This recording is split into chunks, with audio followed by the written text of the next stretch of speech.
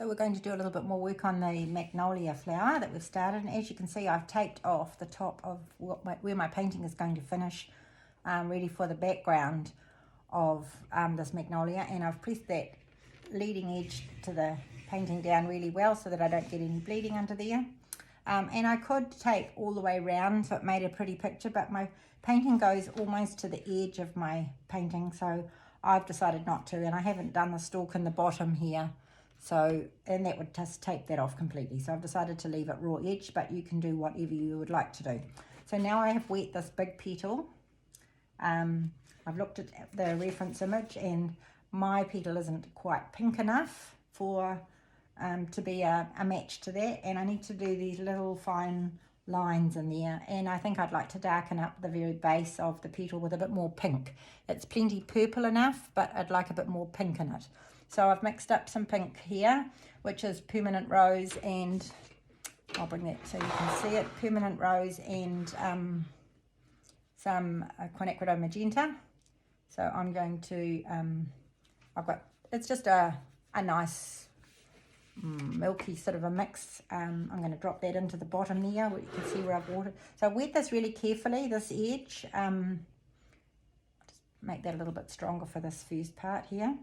And I'm just going to let it drift up. So take it right to the edge with the brush. So I wet it to 1 millimetre or 2 from the edge. So you can see that that's making a big difference to the pinkness of that. I'll just move that out of the way. And I'll hold it up so you can see.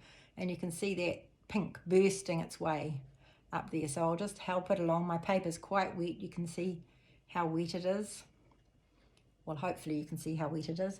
I'm going to put a little bit of water on my brush to dilute that pink down, and I'm just going to take it up a little bit further. Just drop it in like that and tip it, because that petal is quite a nice pink. I've probably added a little bit too much pink, so I'll wash off my brush a little bit, and I'm just going to put some quinacridone magenta by itself because it's quite a bit more lilac-y, and dilute that down, and I'm just going to drop that in at the top. You can see how watery it is. Take it really carefully.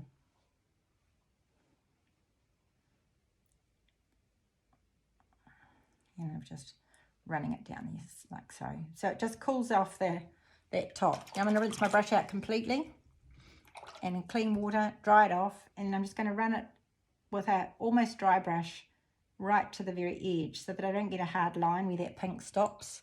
I've got it on a little tilt, so I'm getting a little puddle down the bottom, which is fine. And I'm just going to go right to the edge really carefully, virtually lifting colour off there. Then I'm going to dry off my brush and wick up. I don't know whether you can see it or not, but I've got quite a little puddle here. So I'm just going to wick up that bit of extra down there. Tilt it so it runs there, and then I'm going to lie it flat.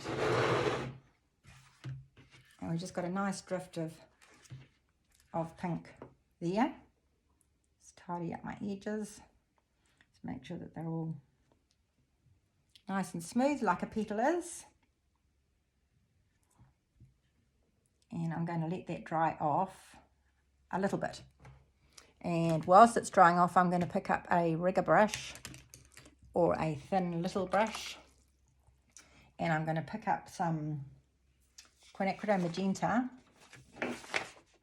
which is a little bit stronger, and I'm going to dull it down a little bit with a little bit of indanthrene blue, darken it up a little bit, make it a little bit less pink, more purpley, to do these little veins. And the timing of that, so because I've actually wet this several times and let it dry out, I've got quite a bow in this petal. It's still way too wet. So whilst we're waiting for it to dry, we'll do this other petal, finish off this bit down the bottom here. So this bottom petal here just needs a bit more darkening, so just wet it.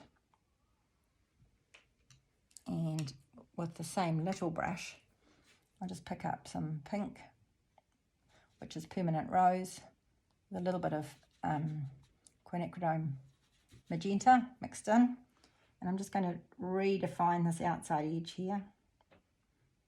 It's kind of got a little wiggle in it there, And I'm just going to put paint onto that bottom edge there and let it drift up. So I haven't quite got to my wet bit. I didn't wet it very well, did I? So from the top of the petal, I'll just re-wet that. And you'll see it boosting into that water as soon as it gets here. You can see I've got my paper tipped. Doesn't need to go like wild animals out there. So it has just deepened the colour there. And I've also added this little piece at the back which was missing. See that little dark piece there? If you look at your reference image, you'll see that. I just basically painted that in wet on dry, and that has now dried. Just lift a little bit more colour off here.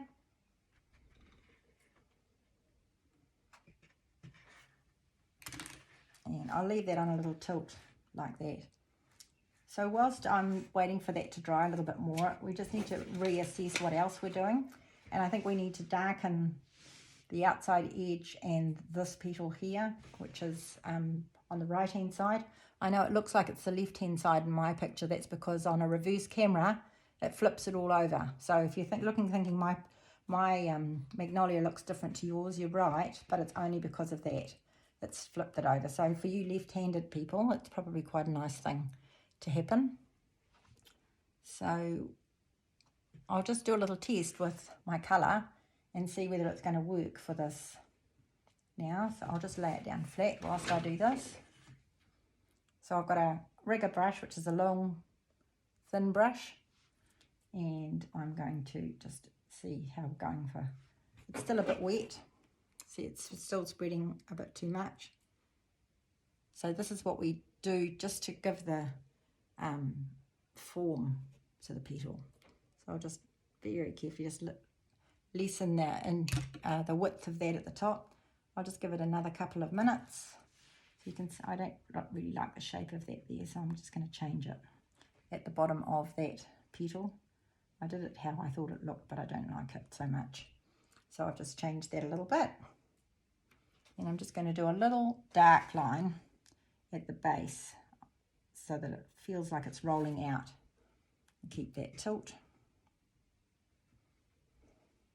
I really did have far too much water on there. Sorry this is taking so long. Right, get back into these little lines, because we don't want them too distinct. We want them a bit like the ones that I've got there that I did on the first layer. So if you just think about the shape of the petal, and it's out and in and around it, it's a very curvaceous petal. There's a little sweep at the top there. The colour's not quite purpley enough, so I'm just going to add a little bit more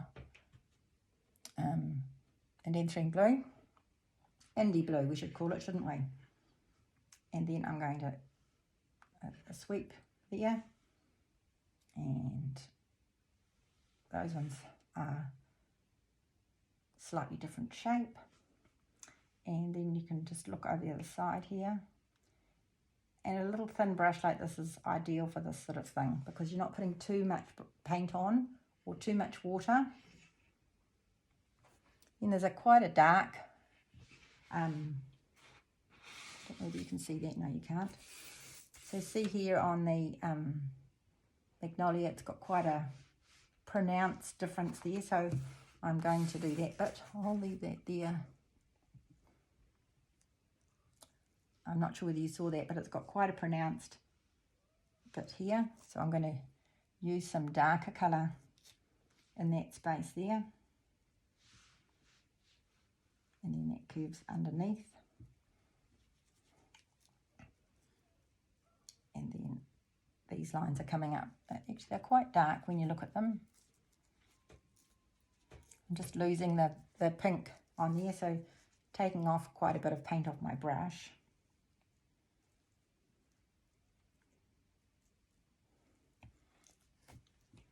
So you can just do a nice little trailing,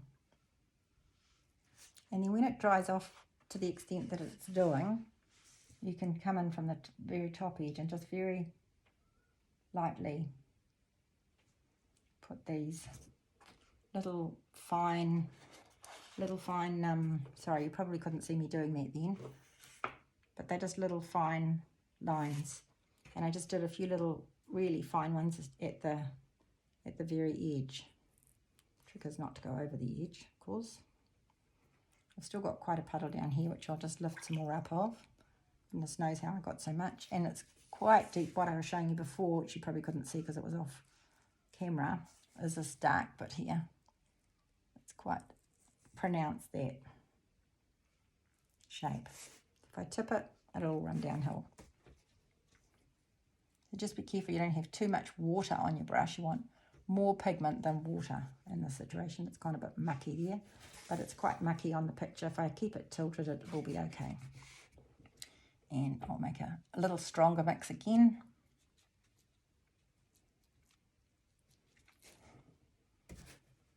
And I'm going to bring some colour up from there.